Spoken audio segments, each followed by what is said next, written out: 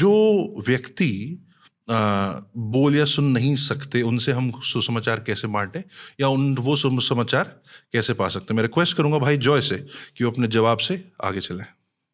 जिसने भी ये सवाल पूछा है, जो हमारे व्यूअर हैं, मैं उनका धन्यवाद देना चाहता हूँ इसलिए क्योंकि ये बहुत इम्पोर्टेंट सवाल है जो मुझे लगता है कि हमें एड्रेस करना चाहिए, और मैं उम्मीद करता हूँ कि एक सही सोच और एक सही अल्फाज में जो है मैं इस सवाल को एड्रेस कर सकूँ। तो सवाल ये था कि हमारे सामने एक पर्टिकुलर सिनेरियो है, एक एक एक शख्स है जो बोल या सुन नहीं सकता है, और आपने बताया, हमारे व्यूअर ने जिन्होंने हमसे ये सवाल पूछा कि वो मेंटली तौर पे स्टेबल नहीं है, वो एक डेड बॉडी की तरह है। उन तक हम सुसमाचार कैसे पहुंचा सकते हैं? इस भाई को मैं जानता हूं जिन्होंने मुझसे पूछा। उन्होंने कहा है कि ये शख्स जिसके बारे में उन्होंने जिक्र किया और उन तक वो सुसमाचार ले जाना चाह रहे हैं, वो 40 साल से भी ज़्यादा जो है अपनी ज़िंदगी के अरसे में इस अवस्था से होके गुजर रहे हैं। तो आपने एक इम्पॉर्टेंट सवाल हमसे पूछा है। मैं उम्मीद करता हूं कि सही अल्फाज में मैं इसका जवाब दे सकूं पवित्र शास्त्र की रोशनी में। दूसरी बात, मैं आपके उस जज्बे को सलाम करता हूं कि आपके पास ये दिल है कि आप ऐसे लोगों को जो किसी फिजिकल डिसेबिलिटीज़ का शिकार है, जो स्पेशल हैं, आप उन तक सुसमाचार ले जाना चाहते हैं।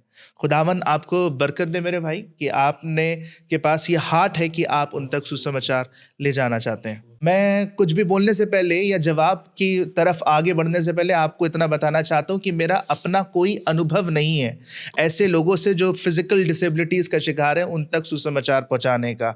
लेकिन जब मैं सवाल की तैयारी कर रहा था या जवाब को मैं अपने लिख रहा था, तो मैंने ऐसे लोगों से परामर्श किया, ऐसे लोगों से मैंने डिस्कशन किया जो इन लोगों से, जो कि फिजिकल डिसेबिलिटीज़ का शिकार है, जो स्पेशल है, उनके बीच वो सुसमाचार का प्रचार करता है या उनको वो मिनिस्टर करते हैं। तो मैं उनके तजुर्बे को और उनके ज्ञान को पवित्र शास्त्र की रोशनी में आपके सामने रखना चाहता हूँ। उम्मीद है कि आपको मेरी ये बातें जो है आपको लाभ होगा और आप इनको इस्तेमाल कर पाएंगे।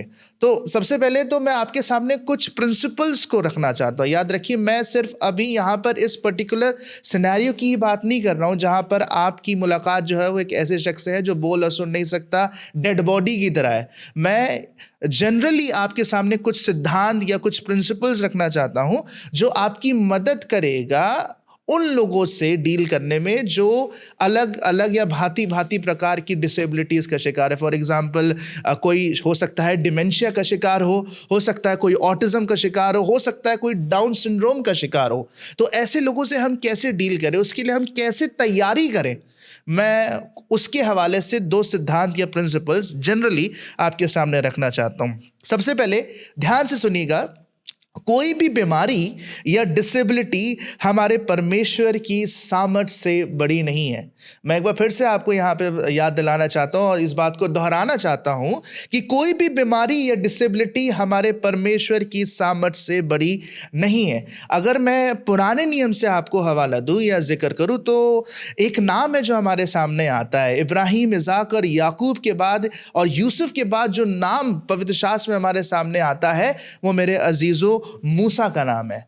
और मूसा वो शख्स है कि जिसके द्वारा परमेश्वर यहोवा ने अपनी व्यवस्था को अपने लोगों को दिया और उन्हीं के द्वारा जो है उसने उनको मुल्के मिस्र की गुलामी से छुड़ाया। लेकिन इससे पहले कि मूसा ये भव्यशाली काम जो है परमेश्वर की सेवा को जो है वो अंजाम दे, परमेश्वर जब उसे बुलाता है, अगर आपको वो वाक्य, अगर आपको वो कहानी याद हो, आप चाहें तो निकाल सकते हैं मेरे साथ। निर्गमन की किताब है और उसका 4वां बाब है और उसकी 10वीं आयत है।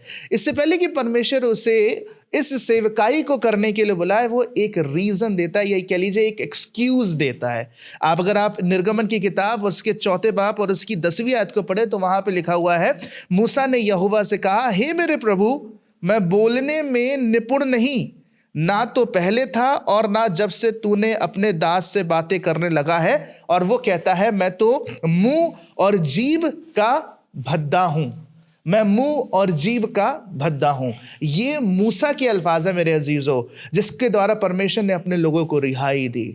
है ना। एक और नाम जो हमारे सामने आता है वो है शिमशोन का नाम, और हमें पता है कि शिमशोन जो है वो इस्राएल के घराने का न्यायाधीश था। परमेश्वर ने उसे जो है वो बहुत सामर्थ दी थी, परमेश्वर की आत्मा का अभिषेक उसके पास था। और उसके बारे में पवित्र शास्त्र बताती है, नाइयों की किताब है, उसका 15 चैप्टर है और उसकी 14 और 15 आयत में, कि ये शिमशोन जो है जिस पर परमेश्वर का आत्मा का अभिषेक था, वो गधे के जबड़े से 1000 से भी ज्यादा फिलिस्तीनियों को उसने मौत के घाट उतार दिया। लेकिन जब वक्त गुजरता है तो वो अपने पाप के चलते, अपनी एक गलती के चलते सामर्थहीन हो जाता है। और जब सामर्थहीन हो जाता है तो वो अपने दुश्मनों के हाथों में पड़ जाता है। और जब वो अपने दुश्मनों के हाथों में पड़ जाता है तो उसकी आंखें उसके दुश्मन निकाल लेते हैं, वो अंधा हो जाता है मेरे अजीजों। और होता क्या है कि उसके दुश्मन उसको रस्सियों से 2 खंभों के साथ बांट देते हैं। और अपनी इसी अवस्था में, अपनी इसी हालत में जब वो अंधा है, वो परमेश्वर से रहम की भीख मांगता है। और आगे आपको अजीजों पूरी कहानी पता है कि वो रस्सियों, जब वो परमेश्वर से रहम की भीख मांगता है, परमेश्वर उसको उसकी सामर्थ लौटाते हैं और वो हजारों की तादाद में फिलिस्तीनियों को लेके मर जाता है। तो यहां पे 2 केस हमारे सामने है मेरे अजीजों हैं। एक जो स्टैमर करता है, मुंह और जीभ का भद्दा है, जिसके द्वारा परमेश्वर ने अपनी व्यवस्था को दी। और दूसरा एक वो शख्स है जो अपनी आखिरी सांसों में या अपनी आखिरी हालत में अंधा था। परमेश्वर ने इन दोनों को, जो फिजिकल डिसेबिलिटीज का शिकार थे, अपनी महिमा के लिए इस्तेमाल किया है ना। तो ये जो पहला सिद्धांत जो आपको याद रखना है वो ये है कि कोई भी बीमारी या दुर्बलता हमारे परमेश्वर की सामर्थ्य से बड़ी नहीं। अगर आप किसी फिजिकल डिसेबिलिटीज के थ्रू होकर गुजर रहे हैं या ऐसे शख्स को मिनिस्टर कर रहे हैं जो किसी फिजिकल डिसेबिलिटी का शिकार है, याद रखिए कि परमेश्वर की सामर्थ्य से कोई भी डिसेबिलिटी बाहर नहीं है, और वो आपको इस हालत में भी अपनी महिमा के लिए इस्तेमाल कर सकता है। Okay Chhotu, is it fine? I mean the voice is coming clear?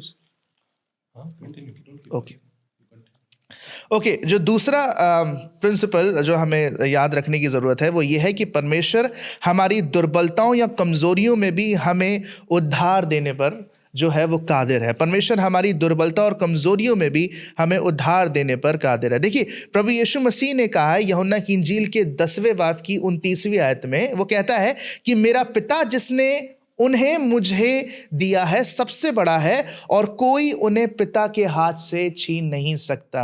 अजीजों, इस बात को समझिए, अगर आप किसी ऐसे शख्स को मिनिस्टर कर रहे हैं जो किसी फिजिकल डिसेबिलिटी का शिकार है, ठीक है, हो सकता है कि वो आपकी बात को पूरी तरीके से ना समझ पाए, हो सकता है कि उसे प्रोसेस करने में प्रॉब्लम हो सकता है उसे रीजन करने में प्रॉब्लम हो। अजीजों, इस बात को याद रखिए, अगर कोई भी शख्स प्रभु यीशु मसीह की भेड़ है या प्रभु यीशु मसीह ने उसके ने अपने लहू को बहाया है, तो इस बात को याद रखिए कि हमारा परमेश्वर इस शख्स को जो अभी आपकी सिचुएशन में रिस्पॉन्ड नहीं कर पा रहा है अपनी फिजिकल डिसेबिलिटी के थ्रू, परमेश्वर चाहे तो उसको आत्मिक तौर पर नया जीवन दे सकता है। परमेश्वर इस बात में सामर्थ्य है। तो आप मायूस मत होइए, आप निराश ना होइए कि वो भाई आपकी बात सुन नहीं पा रहा है या समझ नहीं पा रहा है या आप जैसा चाहते हैं वो रिस्पॉन्स नहीं कर पा रहा है। परमेश्वर जो है उसको उस अवस्था में भी उद्धार देने पर जो है वो कादिर है। ओके, ये मैं क्यों कह रहा हूं और किस बिना पे कह रहा हूं?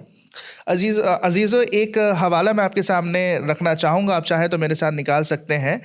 दूसरा सामुएल है और उसका 12 चैप्टर है और उसकी 23वीं आयत। दूसरा सामुएल है, उसका 12 चैप्टर, उसकी 23वीं आयत आप चाहे तो निकाल सकते हैं। वहाँ पर एक वाक़या का जिक्र है मेरे अजीज़ों, और वहाँ पर जिस वाक़या का जिक्र है वो है दाऊद की बत्शेबा के साथ उसकी पहली औलाद की वफात का या उसकी मौत का जिक्र वहां पर शामिल है। अजीजों, हमें पता है कि दाऊद अगरचे परमेश्वर के हृदय के नजदीक था, परमेश्वर का अभिषिक्त व्यक्ति था, लेकिन फिर भी उससे एक संगीन अपराध या एक संगीन पाप होता है, और वो मेरे अजीजों व्यभिचार का पाप है।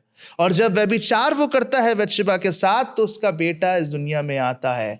लेकिन अजीजों, बाइबल बताती है कि वो 6 दिन से ज्यादा जिंदा नहीं रहता और 7वें दिन वो मर जाता है।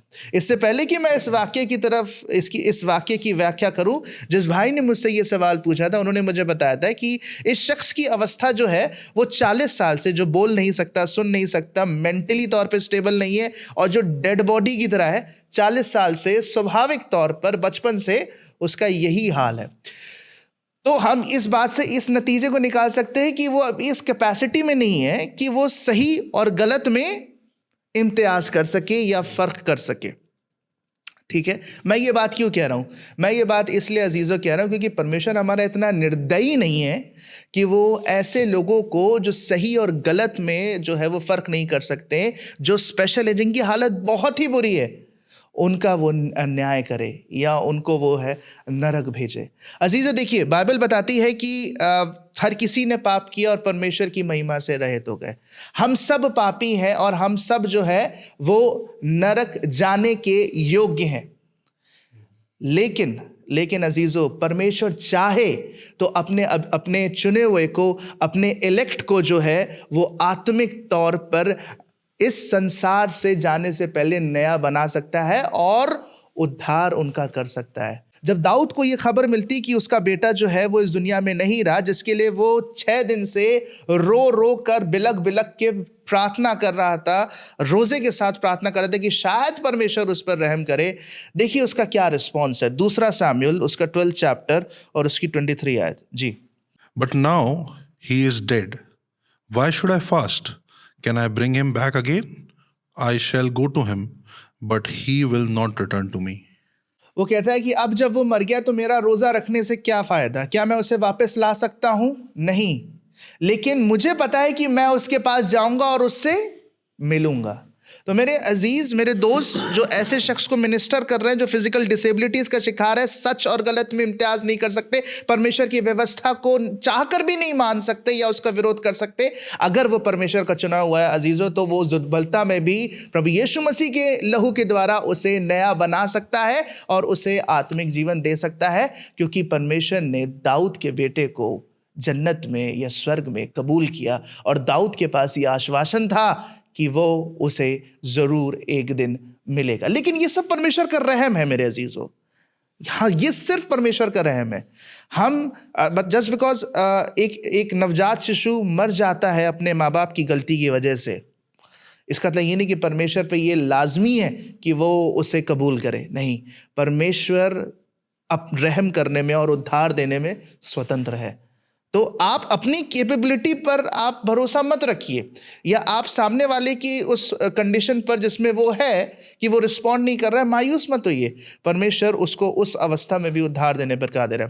तो ये 2 बातें थी जो आपको याद रखनी थी इससे पहले कि आप ऐसे शख्स को जो फिजिकल डिसेबिलिटी का शिकार है आप मिनिस्टर करें। अब फर्ज करिए, या मैं ऐसा मान के चल रहा हूं कि आप ऐसे लोगों के बीच में हैं जो डिमेंशिया या ऑटिज्म या डाउन सिंड्रोम जो है उस जैसी बीमारियों की, या हो सकता है डेफ या डम हो या ब्लाइंड हो, उनके बीच में मिनिस्टर कर रहे हैं। अब आपको कौन सी प्रैक्टिकल स्ट्रैटेजीज जो है या बातों को आपको मद्देनजर रखना है जो मिनिस्ट्रिंग के दौरान आपकी मदद करेगी। सबसे पहली बात आपने एक मुहावरा सुना होगा, और वो मुहावरा क्या है कि action speak louder than words.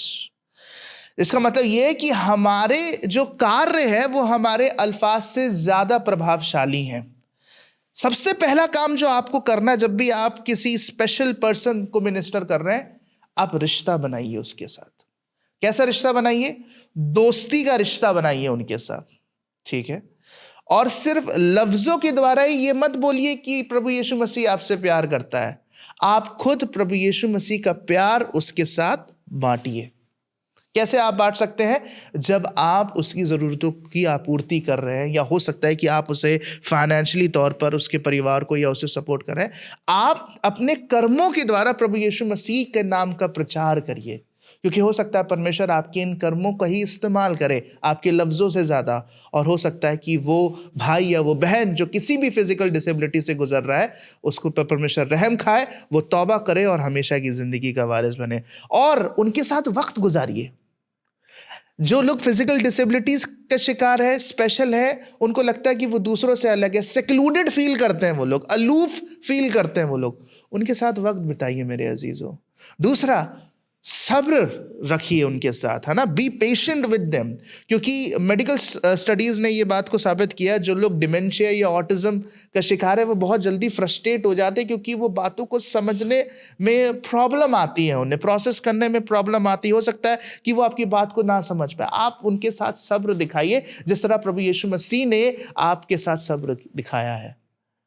ये बहुत ज़रूरी है आप इन बातों को समझना कि ये जो स्पेशल लोग हैं, आपको प्रभु यीशु मसीह के प्यार को जो है वो प्रदर्शित करना है अपने कार्यों से, सब्र दिखा के। आप उनके फेशियल एक्सप्रेशंस और जेस्चर्स को नोट करिए।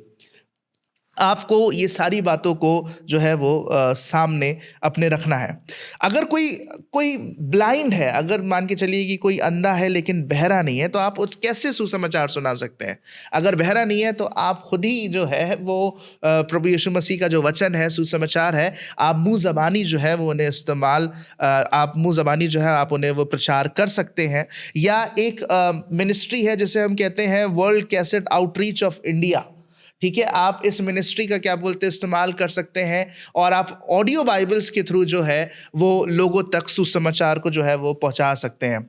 अगर कोई शख्स गूंगा है और बोल नहीं सकता लेकिन अंधा नहीं है, तो आप साइन लैंग्वेज के थ्रू जो है वो कम्युनिकेट कर सकते हैं, या आप इलस्ट्रेशंस या पिक्चर्स के थ्रू जो है वो सुसमाचार का प्रचार कर सकते हैं। लेकिन अगर किसी की इतनी बुरी हालत है कि वो बोल और सुन नहीं सकता, अंधा है, वो मेंटली स्टेबल नहीं है, या वो डेड बॉडी की तरह है जैसे आपने कहा, तो मेरे अजीजों, इस हालत में मुझे लगता है कि जो सबसे जोरावर या सबसे प्रभावशाली हथियार या शस्त्र हमारे पास है अजीजों, वो प्रार्थना है। वो प्रार्थना है मेरे अजीजों, क्योंकि प्रार्थना जो है, जिस तरह से लिखा है ना, प्रेयर कैन वर्क वंडर्स। आप इस बात को याद रखिए, बाइबल बताती, खासतौर से नए नियम में हमें ऐसा देखने को आता है।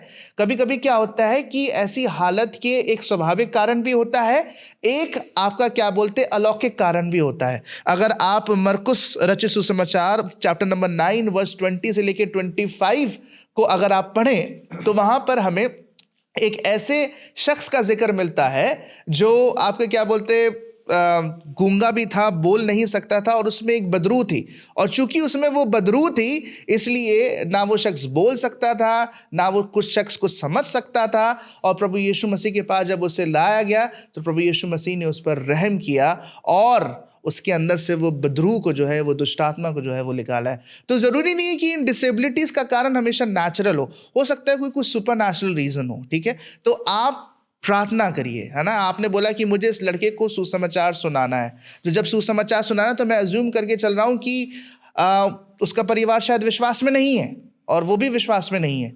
तो आप प्रार्थना करिए मेरे अजीजों, परमेश्वर उस पर रहम करेगा और परमेश्वर उसे उद्धार देगा। जय मसीह की।